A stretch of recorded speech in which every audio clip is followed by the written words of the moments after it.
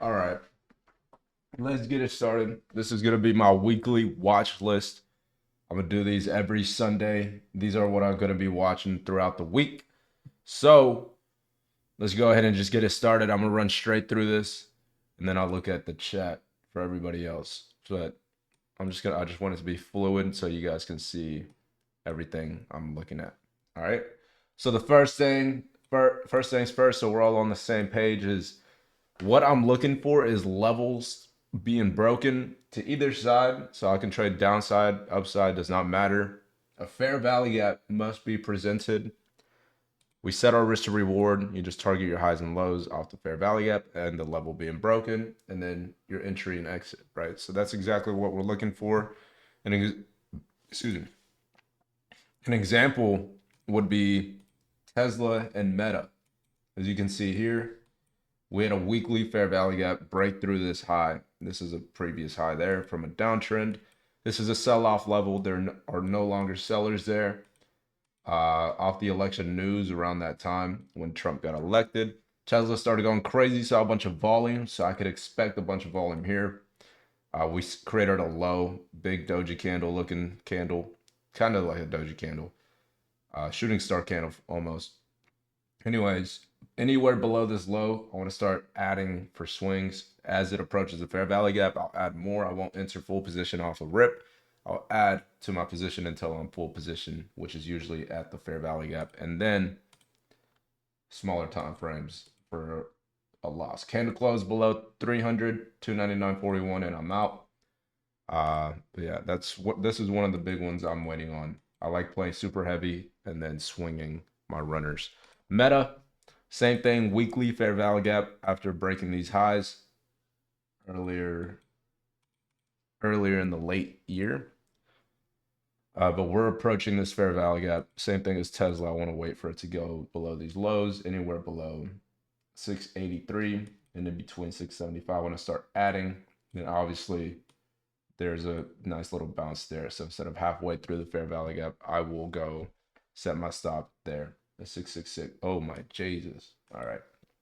Anyways, Tesla, Meta both look really good. QQQ and SPY rejected all-time highs again, so it's not bad. For the meantime, we can just target lows as we are retracing. There are obviously sellers in the market, so look for fair value gaps on larger time frames and take your trades off of those. If we retrace to these fair value gaps, target lows.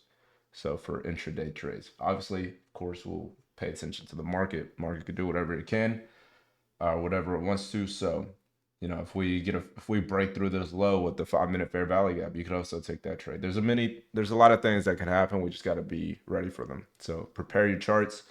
I just mark my lows so that way I don't have to know what targets I'm looking for, what contracts I got to look for. If I'm targeting 598, it's like obviously my contracts are going to be above that. Depending if I'm going to the downside, I don't want to go past that. I want to make sure my contracts go in the money because they do get juiced off of that. If we're targeting 590 with heavy volume, then of course, you'd want to target anything above 590. The price of the contracts don't matter. It's all relative to your position size. So, if you're trading with $500, you want to put $500 in a trade, then, each contract has to be $1. Or maybe you grab two at 250, so it's like it's all relative and it just depends on your strike price and your target. All right. So as long as we have those ready, we know for sure what we're targeting. And this low here, if we're going to target this low, we might as well just target the gap. So anything above 589 for SPY for a downside move. Rejecting highs, volume to the downside after Friday. I like it, right? QQQ also rejected highs. Looks like it fell back into this range. So just like SPY, we can target lows. And the reason I'm targeting lows is because we created a fair value gap coming back down into this range. So it's like it rejected and it rejected hard. So just like SPY, retrace up to this fair value gap and then we can target lows. Tesla and Meta both are upside trades. So these all will be waiting for swings. Google, I'm actually in Google for some swings. I wanted to play the bounce off the gap. It fell into it a little bit. I'm not in super heavy either. I took it with another member named Carlos. He's the one. He's actually the one that presented it to me. But I'm down $1,000 right now on the swing. 22%, but it's a swing trade. I have a lot of time on it. You can break even pretty quick. So not really even worried about it. I'll just see if it plays out. Apple looks like it wants to fall back into this range, but it does have a 4-hour fair value gap there above these highs.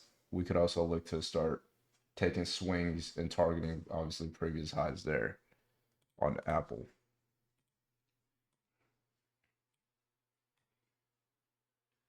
Boom. So that's Apple.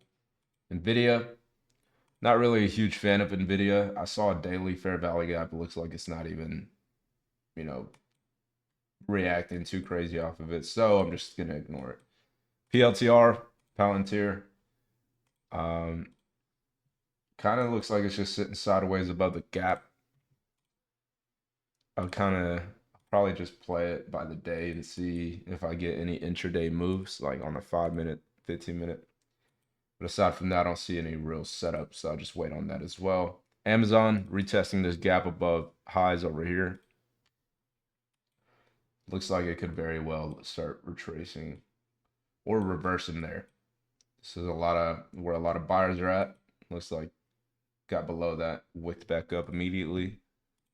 So I'll also be paying attention to Amazon, but no official actual trades off of it just yet. All right, so we got SPY downside, QQQ downside, and we have Tesla and Meta to pay attention to, as well as Apple for some swings. And then Google will also play it by the day. So all of these are on watch. Google, Nvidia, PLTR, Amazon, Tesla, Meta, and Apple are active looks, which can, we can be in this trade tomorrow. We can be in it Tuesday. We don't know. So if we just have them prepared, we're ready to take action. Then obviously SPY and QQQ will play them by the day. But that is the watch list. It's not too crazy. As long as we're prepared, we'll be able to make money. So let's do it.